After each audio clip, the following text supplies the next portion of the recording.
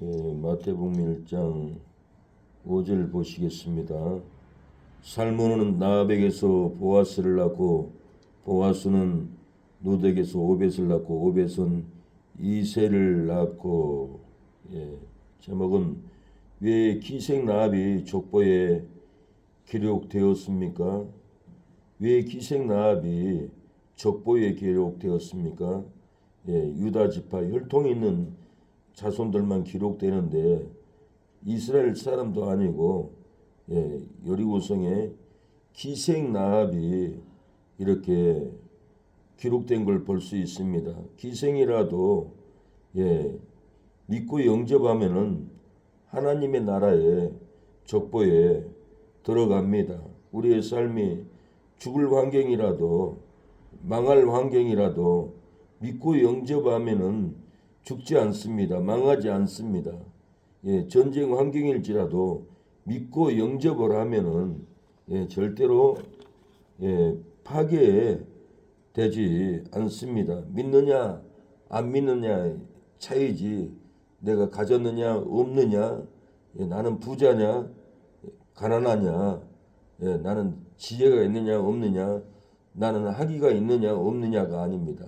나는 지식이 있느냐 없느냐가 문제가 되지 않습니다. 부자든지 가난하든지 믿고 영접할 때 파괴되지 않고 망하지 않고, 믿고 영접할 때 절대로 죽지 않는다라는 거예요. 내가 빚이 있고 내가 질병이 있고 직장도 없고 땅도 없고 집이 없을지라도 믿고 영접하면은 하나님이 축복의 집을 주고, 믿고 영접하면은 하나님이 기업을 주고, 믿고 영접하면은 교회를 건축할 수 있는 복을 하나님이 주는다라는 거예요. 믿느냐 안 믿느냐에 달렸지, 내가 부자냐 돈 있냐 집이 있냐 땅이 있냐, 나는 좋은 차가 있느냐 없느냐, 그게 문제가 되지 않고 네가 정말 믿느냐, 믿고 영접하느냐, 받아들이냐, 여기 순종하느냐에 달려있지, 가졌느냐 없느냐, 잘생기냐 못생겼냐, 절대 거기에 달려있지 않습니다. 그래서 우리는 하나님의 그 놀라운 축복을 믿고 그것을 영접하고 순종할 때 하나님은 놀라운 기업으로, 놀라운 부흥으로, 놀라운 회복으로 쏟아 부어준다라는 거예요. 성경을 보더라도 그렇고 역사를 보더라도 그렇고 우리 주변의 환경을 보더라도 아무것도 없는 사람이 하나님의 그 뜻을 믿고 영접하고 순종할 때 엄청난 물고기도 잡았어요. 방어를 베드로처럼 포항에서는 그 집사님은 아무것도 없고 가난했지만은 믿고 기도할 때 자기 구물에는 방어가 수백 마리가 걸려가지고 부자가 됐어요. 그러나 옆에 구물에는 한 마리도 들어가지 않았어요. 하나님의 뜻을 믿고 영접하고 순종할 때 하나님은 구물을 내려놨을 때 그 방어가 구물에 엄청나게 걸려가지고 해비시 CTS까지 간증하는 것을 제가 봤어요. 우리가 믿고 영접할 때 역사가 일어나요. 믿고 영접할 때 전도할 때 역사가 일어나요. 어린아이도 믿고 우리가 어린아이를 영접할 때 그 아이들이 교회로 돌아오는데 우리가 이것을 소홀히 했던 것 같아요. 그래서 우리가 믿고 영접해야 돼요. 나그네든지 어린아이든지 환자든지 믿고, 사람들도 우리가 영접할 때 채워지지.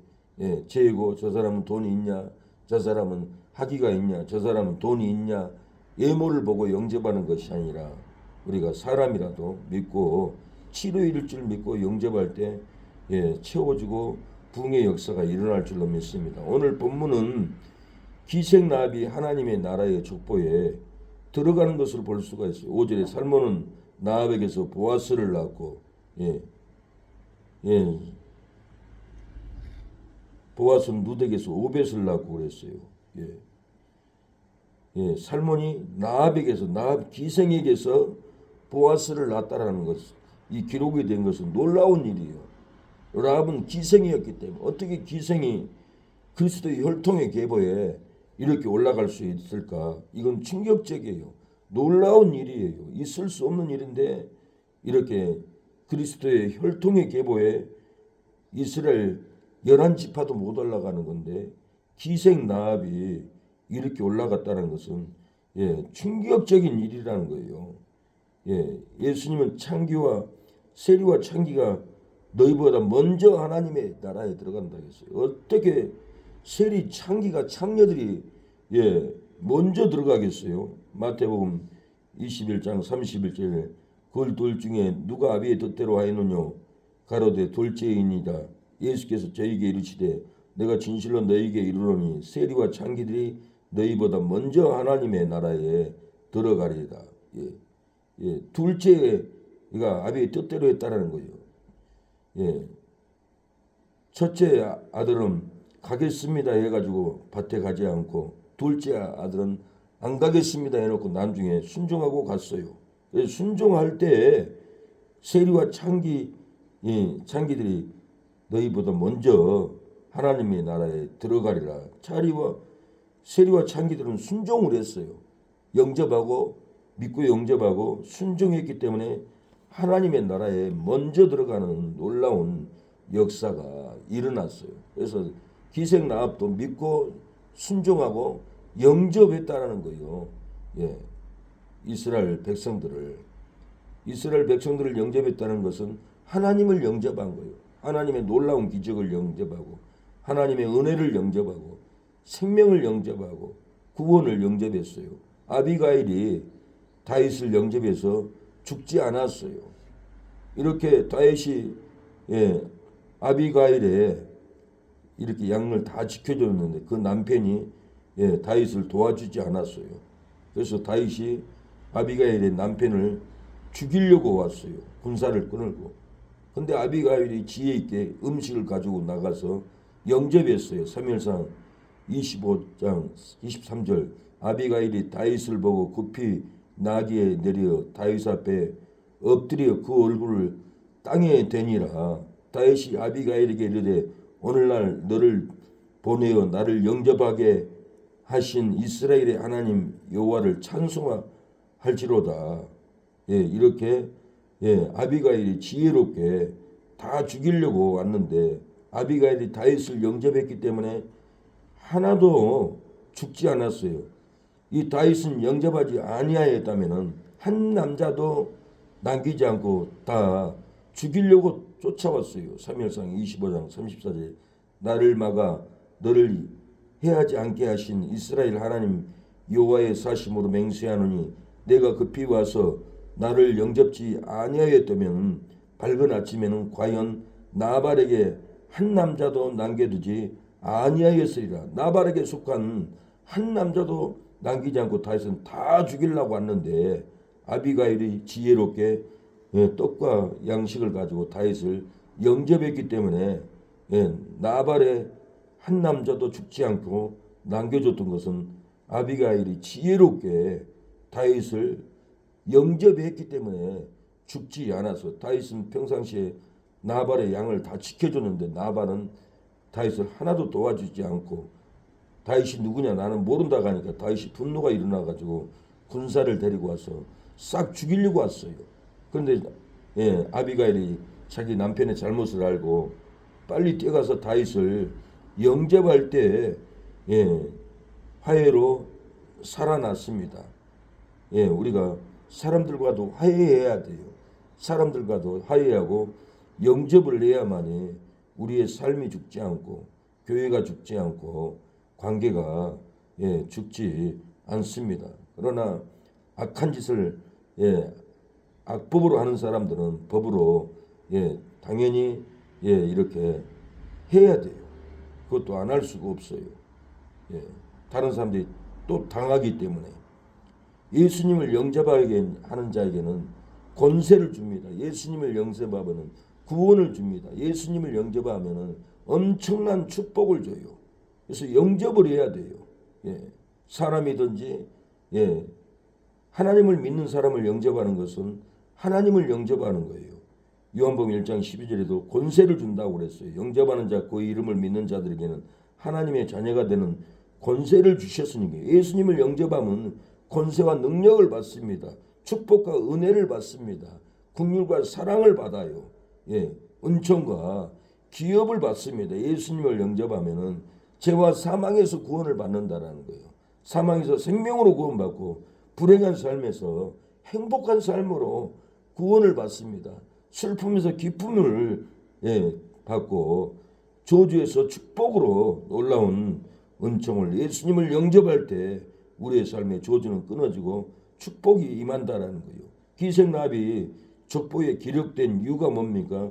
무엇 때문에 기생나비 족보에 오늘 보면은 기록됐냐 그 말이에요. 그 이유가 뭘까요? 하나님 3절에 보면은 하나님의 기적적인 역사를 듣고 정탐꾼들을 영접했기 때문에 그럽니다. 3절에 여르고 왕이 나바에게 기별하여 가로되 내게로 와서 내 집에 들어간 사람들을 끌어내라. 그들은 이 온 땅을 정탐하러 왔느니라.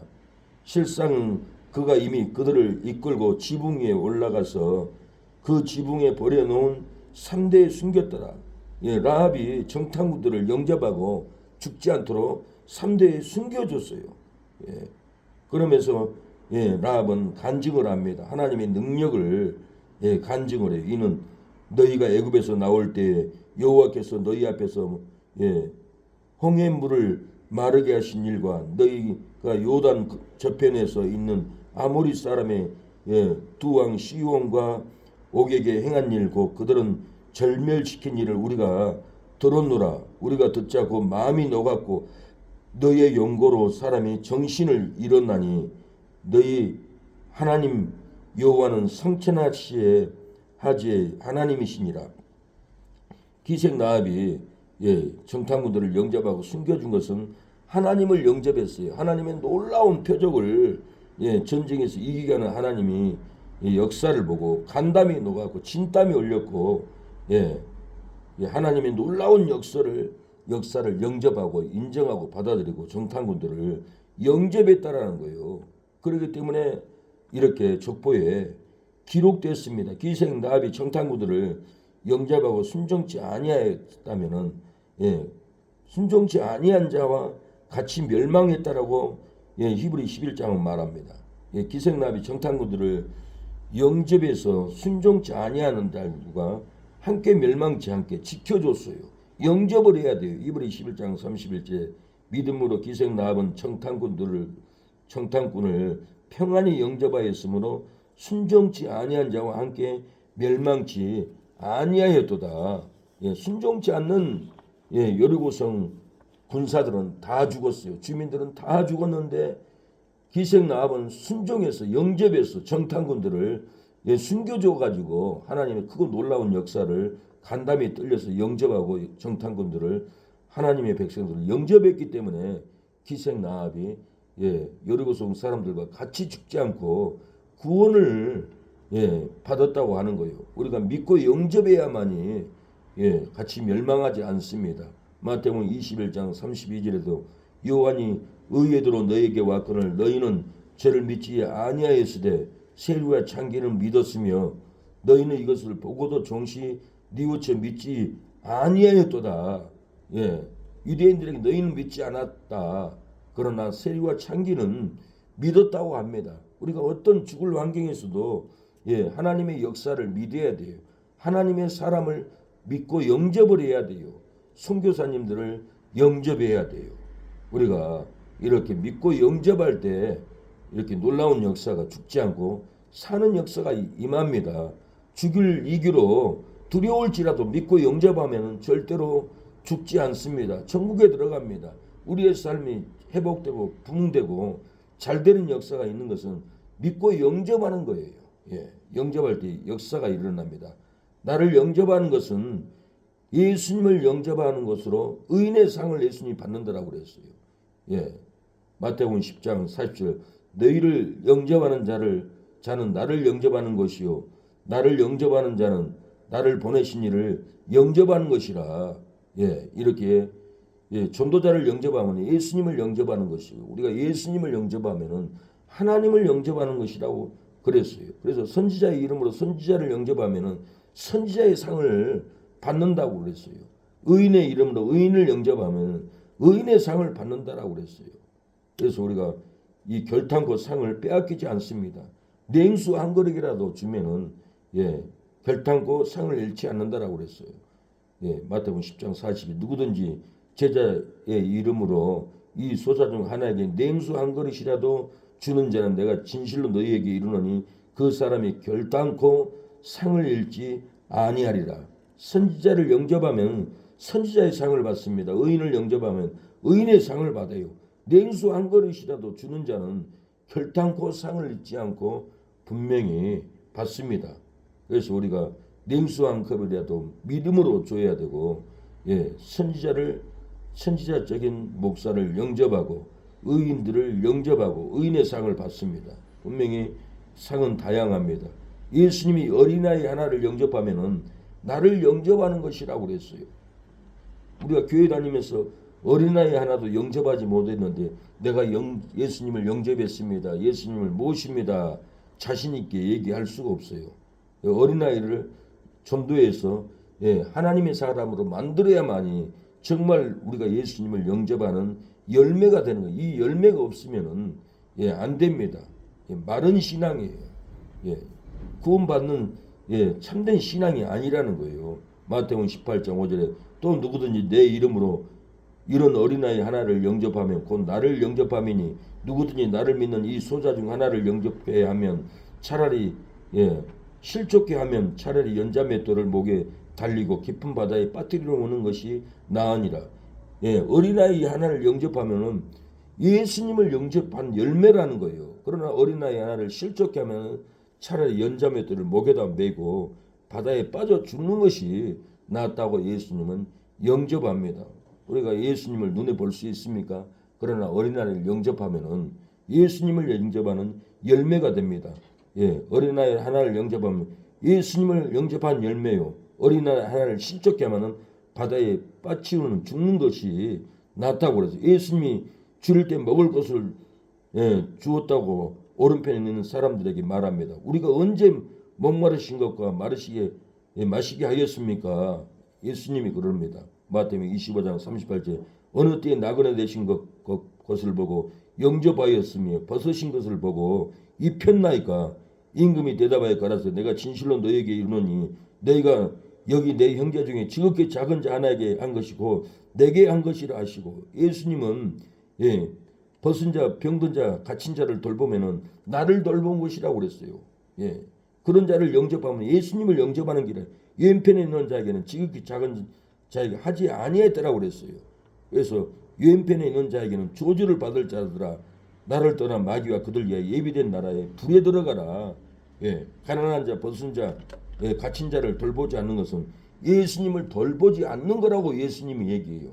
그래서 우리가 예수님을 영접해서 구원을 받았지만은 우리의 삶 속에서 병든 자, 벗은 자를 돌봐주는 것은 예수님을 돌본 거고 어린아이를 영접하는 것은 예수님을 영접하는 거예요. 의인을 영접하는 것은 예수님을 영접하는 거예요. 우리가 이 믿음으로 오늘 하루 예수님을 영접하듯이 어린아이를 영접하고 병든 자를 영접하고 나그네를 영접하고 할 때 정말 우리가 예수님이 영접한 열매로 칭찬받고 상받을 줄로 믿습니다.